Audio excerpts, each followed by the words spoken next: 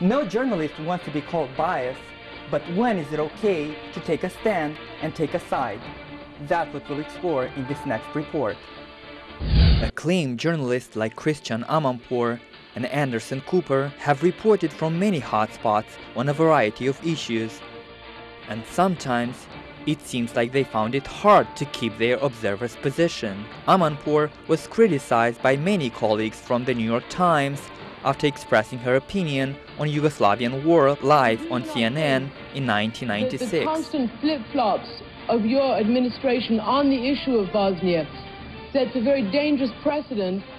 There have been no constant flip-flops, madam. When asked to comment by The Guardian, Amanpour said, "When you're neutral in a situation like Bosnia, you're an accomplice to genocide. You're either for truth or you're in the propaganda business."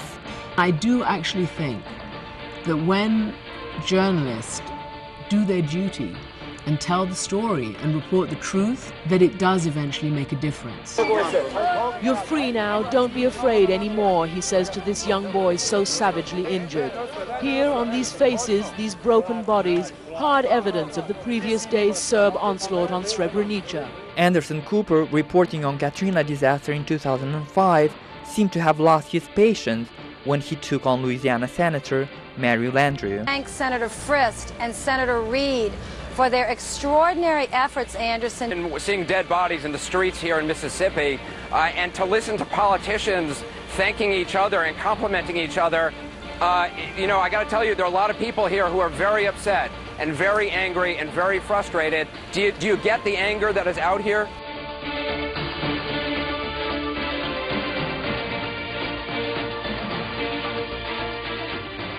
I sat down with KMIR6 reporter Jessica Flores to discuss the issues of bias in journalism, and here is what she had to say. A journalist has to be trustworthy, and if they continually leave out one side because they don't like it, because they have their own opinions about that side, then that's not a trustworthy person, that's not a trustworthy journalist. People aren't going to believe them. And nobody wants to say they have any bias, especially a journalist.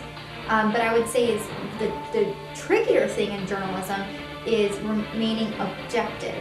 And when do you stop being objective to be truthful? Sometimes journalists have to make the decision, maybe they've seen too much or they know what, the reality, and giving equal weight to two sides of the story isn't truthful. The truth is saying, these guys say it this way, but the truth is I see it this way because I've been on the ground and I've seen what's going on. So I think it's okay for a journalist to tell it like it is and call it like it is and say what they see and say what's going on, and not having to give equal weight to all parties involved in a certain subject, as long as they're being truthful and they're being fair. And being fair doesn't mean 50% here, 50% there. It means staying true to what is at the core of journalism. It's up to the journalists everywhere to decide when being objective is not being truthful, but when that decision is made right, journalism thrives.